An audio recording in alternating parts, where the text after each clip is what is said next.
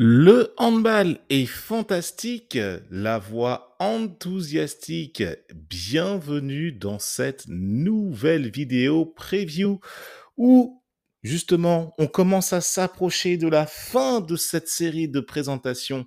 Le HBC Nantes, au moment où je te fais cette vidéo, nous sommes le matin de la reprise du championnat de France de l'Ikimoli Star League. On arrive bientôt à l'épilogue de cette série de preview, en commençant par le vice-champion de France qui a annoncé tant d'ambition l'année dernière et a échoué de pas grand-chose dans sa conquête de son tout premier titre de champion de France avec une grosse et belle équipe qu'on va déplier dans quelques instants. J'espère que cette vidéo te trouve en pleine forme.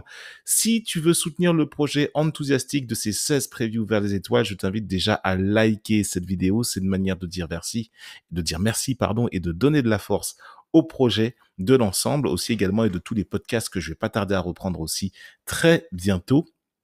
Aussi, je t'invite à t'abonner ainsi qu'à commenter dès que tu es supporter du H et que tu souhaites apporter une inflexion ou quelque chose à ce que je pourrais te dire dans la présentation de ton club du HBC Nantes et aussi à partager auprès de personnes pour qui justement cette analyse peut résonner. Je t'invite vraiment à faire ce qui est juste dès que ton cœur de fan de hand te l'indique sans aucun problème. On rentre dans la présentation du HBC Nantes sans plus tarder dans ce 15e des 16 épisodes des 16 previews vers les étoiles 2025-2026. Cet épisode est séquencé comme d'habitude en plusieurs parties. D'abord, le Yago, où on fait une rétrospective de ce qui s'est passé l'année dernière pour le club du H, plus globalement, et la saison a été très chargée, beaucoup de choses, beaucoup d'événements se sont déroulés. Ensuite, on va rentrer un peu plus sur le terrain et analyser les joueurs qui sont partis et pour ne pas dire celui qui est arrivé, notamment en fin de saison, pendant l'intersaison du côté du HBC Nantes. Il y a beaucoup de stabilité, tu vas le remarquer. Ensuite, nous allons nous poser une grosse question par rapport notamment aux objectifs de Nantes cette année. Ils sont relativement simples. Hier, j'ai fait la preview de Montpellier. On veut dire que c'est peu ou prou la même chose pour Nantes. On est dans le Big Three du championnat.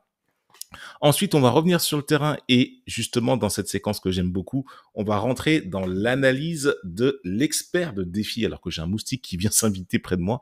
C'est assez désagréable. Faut pas qu'il me pique pendant que j'enregistre quand même. Ce serait pas cool. Donc, l'expert de défi, et tu verras plus tard de qui il s'agit et forcément, tu vas t'attendre à quelque chose. Pour information, il est international. J'en dis pas plus pour l'instant.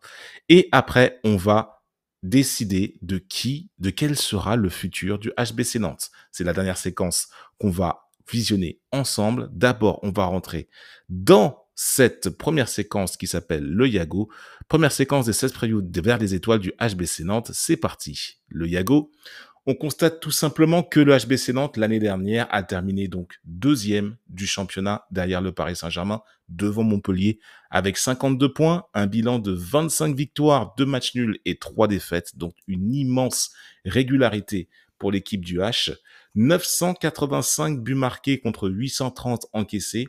Tu es deuxième attaque, deuxième défense, tu finis deuxième, logique. Tout va très bien, en tout cas, même si ce n'était pas forcément l'objectif annoncé en début de saison, et il y a des circonstances, il y a des choses qui se sont passées, surtout en deuxième partie de saison. Et on peut dire que ça aurait été une très très belle saison de Nantes jusqu'à la trêve.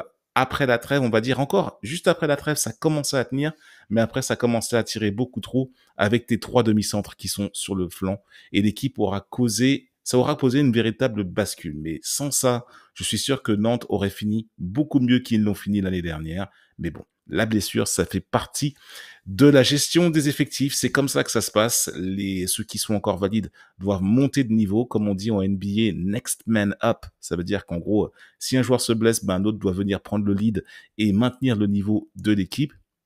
Et pourtant, en Ligue des Champions, Nantes a fait une très très grosse saison et a fini 3e de la compétition du Final Four de Cologne. Après, bien sûr, s'être qualifié en 8e de finale lors des barrages contre les Polonais du Wisła Płock et en quart de finale contre le Sporting du Portugal. C'était 2 rencontres aller-retour absolument épiques. Et par contre, forcément, Nantes en demi-finale, tu es éliminé par ceux qui vont remporter la compétition. Les Fuchs, dit Fuchs en anglais, les Renards de Berlin sur le score de 34-24, l'équipe de Matthias Gitzel. Et par contre, en petite finale, pour la 3e place, tu t'imposes contre le Barça de Dicamem sur le score de 30-25 pour ce match de classement. Donc tu finis troisième de cette Ligue des Champions 2024-2025. Tu finis deuxième du championnat de l'Ikimoli Star League. Tu es sorti en quart de finale par le Paris Saint-Germain de la Coupe de France. C'est un bilan qui est, somme toute, honorable, mais on les attendait en championnat un petit peu plus haut. Et dans ce championnat, la plus large victoire aura été contre Istres lors de la deuxième journée sur le score de 43-31. Et la plus large défaite, c'était un petit peu plus tard à Toulouse, où Nantes s'est incliné de 6 buts sur le score de 35-29. C'est un des coups d'éclat de Toulouse, justement, qui est capable, par moment, même il y a 2 ans, il a encore prouvé, de venir s'inviter, de venir aller titiller les équipes du top 3. Là, ça aura été justement un des coups d'éclat de Toulouse cette année. Nantes en a fait les frais, malheureusement, mais ça, c'était en début de saison. Je vais t'expliquer tout de suite ce qui s'est passé, le film de la saison de Nantes, et tu vas te rendre compte de quelque chose. D'abord, comme je te le disais, lors des 2 premières journées, tu t'imposes dans la J1 et la J2 de 5 buts à Chartres et de 12 buts contre Istres. Ça va, c'est bon. C'est après que tu vas t'incliner à Toulouse de -6. Là, ça fait un peu plus tâche, mais on est en début de saison. Toulouse, avec son secteur central défensif, Gabriel Niambo et Bakary Diallo, t'aura fait la misère à tous les étages. Donc, c'était une surperf de Toulouse exceptionnelle. Mais après, Nantes, c'est pas grave, parce que tu sais pourquoi? Tu as réveillé la bête. 15 victoires d'affilée. 15 victoires d'affilée. Donc, tu as battu, en fait, c'est une des 2 seules équipes qui a battu au moins une fois tout le monde. Voilà. C'est aussi simple que ça. Donc, donc ça veut dire qu'il y en a que tu as battu 2 fois aussi. Pour arriver à 25 victoires, forcément, il faut faire quelque chose. Et là, regarde bien. 15 victoires d'affilée, de la J3 à la J17. Plus 3 contre Montpellier et plus 2 au match retour. Donc, tu bats 2 fois ton concurrent pour la 2e place. Ça, c'est cool. Mais tu fais plus 6 à Nîmes, plus 7 à Saint-Raphaël, plus 6 à Tremblay, plus 7 à Créteil et plus 2 contre Créteil. Tu bois 2 fois cette équipe à l'aller et au retour. Plus 8 contre Limoges, plus 12 à Ivry, plus 9 contre le PAUC, plus 4 à Dunkerque, plus 7 contre Chambéry, plus 3 contre Paris dans le match aller. Tu gagnes 34-31. Plus 11 à Cesson, plus 7 contre Chartres. Et c'est dans le match retour contre Paris que tu t'inclines sur le score de 34-28, où tu es déjà en pénurie de demi-centre à ce stade-là de la saison. Après, tu enchaînes à Dunkerque. Enfin, contre Dunkerque. Tu gagnes plus 9. Mais alors là, attention. Attention. 21e journée. Déplacement à Istres. Mon Dieu. Mon Dieu, mon Dieu, mon Dieu. Tu as mis plus 12. C'est ta plus large victoire au match aller. Tu leur as mis 43-31 à l'aller. Mais à la halle polyvalente au match retour à Istres, tu t'inclines 25-24 d'un but. Dans un match absolument hors du temps, défensif, Istres qui a joué le match de sa vie, qui a sans doute déclenché son espoir pour le maintien. Là, Nantes, c'est là que tu te dis le titre, ça va être compliqué. Même si tu as gagné 15 fois d'affilée 2 matchs avant, là, tout est remis en question. J'ai vu ce match-là, c'était vraiment, il y a eu vraiment un coup de bambou, un coup de tonnerre qui est tombé sur Nantes à ce moment-là. Mais bon, Nantes, à ce moment-là, bien sûr, tu vas te dire, il faut pas se justifier derrière les blessés. Eh ben non, tu t'inclines. Très lourde, enfin, pas lourdement, d'un seul petit but, mais cette défaite va faire beaucoup de mal. Le match d'après, tu te repens, contre Toulouse, l'équipe qui t'a mis ta plus large défaite auparavant, tu leur en colles 5 au match retour à Nantes, plus 8 à Limoges, plus 9 contre Nîmes, plus 3 à Saint-Raphaël, plus 4 contre Ivry. Match nul, à nouveau en Provence, toujours, décidément, le déplacement en Provence pour cette année à Nantes, c'est pas vraiment ça, parce que tu fais match nul à Aix, 32 partout. Lors de la 28e, tu t'imposes contre Cesson de 11 buts. Lors de la 29e, tu fais match nul à Chambéry, 28 partout. Et lors de la 30e, victoire à Tremblay. Avant de préparer ton Final Four, tu t'imposes de 8 buts, mais là, tu te dis, c'est pas encore pour nous cette année. Nantes n'a toujours pas remporté de titre, mais en même temps, Nantes est très jeune sur la scène, sur le haut du pavé de la Likimoli Star League. Donc voilà, Nantes est encore en démarrage à ce stade de la compétition. Mais franchement, l'année dernière, si tu te rappelles les previews que j'avais faites, j'avais annoncé Nantes champion. Mais voilà, c'était sans savoir qu'ils allaient perdre une bonne partie de leur base arrière l'année suivante. Enfin voilà, c'est comme ça. On va enchaîner par contre pour voir ce qui s'est passé, quels ont été les mouvements au sein de l'effectif de Grégory Cojean. On va voir ça dans les départs. Tu te rends compte que les départs, c'est un petit peu à la marge. Elwag Nonwan s'en va à Lanester, en National 1 fédéral. Baptiste Bonnefond, le remplaçant arrière-gauche en provenance de Toulouse depuis 2-3 ans, n'a jamais vraiment réussi à s'imposer. Il est parti, mais on ne connaît pas à ce jour sa destination. Ensuite, Mario Milosavljevic, le Serbe, n'a pas non plus trop convaincu au poste d'arrière droit. Il est parti en Suisse, du côté du Kriens Lucerne. Après, tu as Pierre-Alexis Favril. Là aussi, pareil, c'est un changement à la marge. Il est parti du côté de Paubilière. Alban Simonet, qui lui était carrément prêté l'année dernière, et reste en deuxième année de suite en prêt à Saran. Et le départ majeur, c'est Lucas Delabrotèche, qui était le backup demi-centre de Emric Min, qui lui s'en va du côté du PAUC cette année. Et donc, voilà, très peu de départs et encore des départs vraiment à la marge qui se sont effectués cette année à Nantes. Mais alors, maintenant, au niveau des arrivées, il y en a qu'une en fait. Et je pense que je vais commencer par là puisqu'il n'y en a qu'une seule parce que l'effectif n'a pas changé d'un pli. On est dans la continuité à Nantes. Du gardien de but jusqu'au pivot, rien n'a changé. La seule arrivée, c'est pour remplacer justement le départ de Lucas Delabrotèche. C'est Yann Tarafeta qui, lui, par contre, est en provenance d'Aix, qui arrive à Nantes alors que Lucas Delabrotèche fait le chemin inverse. Lucas Delabrotèche qui est parti blessé, rupture des ligaments croisés, et Yann Tarafeta, lui, qui arrive directement en provenance du PAUC. J'avais dit à propos de Yann Tarafeta, parce que c'était mon expert de défi pour Aix la saison dernière, et maintenant, cette année, Yann Tarafeta, il a l'occasion de se montrer dans un club du standing de Nantes, avec justement les autres demi-centres de très haut niveau que sont Rokovnicek, l'international slovène, qui lui aussi revient de blessure, et que dire de Emric Min. Oh là là, bon bref. Emric Min, international, un des meilleurs joueurs au poste, un des meilleurs joueurs au monde au poste, un joueur exceptionnel, qui aime prendre les shoots, qui aime se créer des situations. Bref, Emric Min, ça va sans dire. Ça va sans dire, c'est juste un phénomène de joueur. Alors, je retourne sur la base avant, parce que fallait juste que je fasse un petit point sur le seul joueur qui était arrivé, puisque tu connais, c'est toujours les mêmes. Mais quand même, à l'aile gauche, Valero Rivera, le capitaine de l'équipe espagnole qui va disputer à 41 ans sa dernière saison. Il a annoncé pendant l'été qu'il terminerait, qu'il bouclerait la boucle à Nantes pour pouvoir après revenir du côté de Barcelone, là où il a notamment fait ses armes, en fait, et arrêter sa carrière. Mais Valero Rivera, énorme scoreur, le tireur de pénalty de l'équipe, chapeau monsieur, on aura l'occasion de le saluer à la fin de saison. Il est backé pour la deuxième année de suite par Noam Leopold, le Suisse qui monte en puissance, l'ailier gauche suisse qui commence à rentrer dans son prime.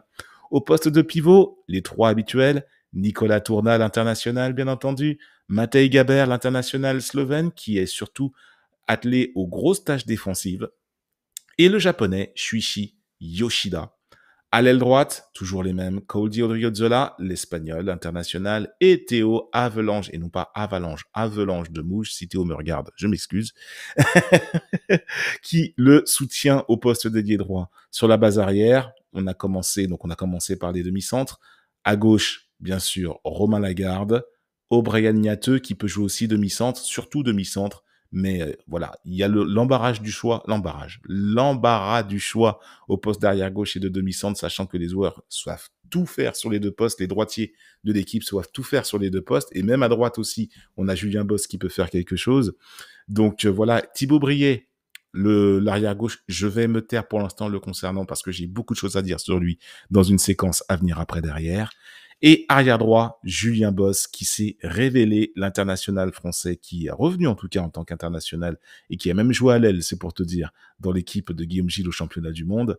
Il est donc là, il a même été demi-centre, de fortune, pendant la période où justement ça manquait de demi-centre pendant la deuxième partie de la saison, mais il a fait du mieux qu'il a pu. Il sera secondé de Ayoub Abdi, qui a fait sa première saison d'intégration. Là maintenant, Ayoub Abdi devrait exploser au niveau supérieur. Dans les buts, les deux mêmes gardiens, Ignacio Biosca, l'espagnol, et Ivan Pezic, le croate, devant de qui a fait justement en Ligue des Champions. Ivan Pezic a fait une magnifique saison au niveau de la Ligue des Champions. On enchaîne avec le Money Time. Grosse question. Je cite, viser un peu plus haut, ce sont les mots du président Pelletier, le président du HBC Nantes. Viser plus haut en Star League, revenir au Final Four de la Ligue des Champions. Comment on fait pour y parvenir quand on a le deuxième budget de l'Ikimoli Star League supérieur à 10 millions d'euros. Eh ben, c'est très simple, puisque tu choisis de faire dans la continuité, de n'ajouter qu'une seule pièce, enfin de remplacer une pièce par une autre. J'ai dit que Yann Tarafeta, c'était un joueur qui méritait de jouer beaucoup plus haut que là où il ne jouait, et que là, il devrait s'éclater dans le système de Grégory Kogent, qui justement veut faire en sorte que, en maintenant cette équipe à ce niveau-là, il y a une histoire à écrire avec cette équipe. Est-ce que ça va tenir jusqu'au bout malgré tout? Parce qu'on a vu, hein, il y a des expériences dans le passé qui ont montré que des fois, lorsque l'équipe est toujours la même d'une année sur l'autre, le discours il peut s'user un petit peu. Les joueurs peuvent être un petit peu dans leur rôle dans leur zone de confort. Ils ne sont pas trop challengés. La hiérarchie est établie. Donc là, les cartes ne sont pas rebattues. Donc là, tu vas le voir dans mon pronostic, mais Nantes est toujours très très fort, très armé. C'est une équipe qui va faire peur à tout le monde cette année. Mais j'ai une petite réserve quand même pour l'atteinte de l'objectif pour cette année. J'étais dithyrambique sur Montpellier, alors que le moustique revient me voir, c'est un truc de dingue. Alors que j'étais dithyrambique sur Montpellier hier, Nantes, je le suis un tout petit peu moins, légèrement moins pour les raisons que, ouais, la continuité, mais il aurait fallu peut-être 2-3 joueurs supplémentaires pour challenger certains postes, même s'il va y avoir de la complémentarité et de la rotation. Ce n'est pas forcément gage de réussite malgré tout. On verra comment on va s'en sortir du côté de Nantes. En tout cas, c'est le choix qui a été assumé de vouloir exister en Star League, bien entendu, ça va de soi, mais en Ligue des Champions surtout. On va voir comment ça va se passer. Maintenant, je slide en dessous pour te parler de Thibaut Briet. C'était lui, je m'étais réservé tout à l'heure quand je t'ai présenté lors du set de platine l'effectif de Nantes. Thibaut Briet a 25 ans, il rentre clairement dans son prime. Arrière gauche, bien entendu, il a marqué à 106 reprises l'année dernière en 29 matchs, à 69% de réussite. Il est à 6,6 passes décisives de moyenne. C'est sa 7e année à Nantes, Nantes où il a toujours joué, où il a été formé en préformation, puis après rentré dans l'équipe réserve. Et depuis, ça fait quelques années maintenant qu'il est indiscutable au sein de l'équipe première.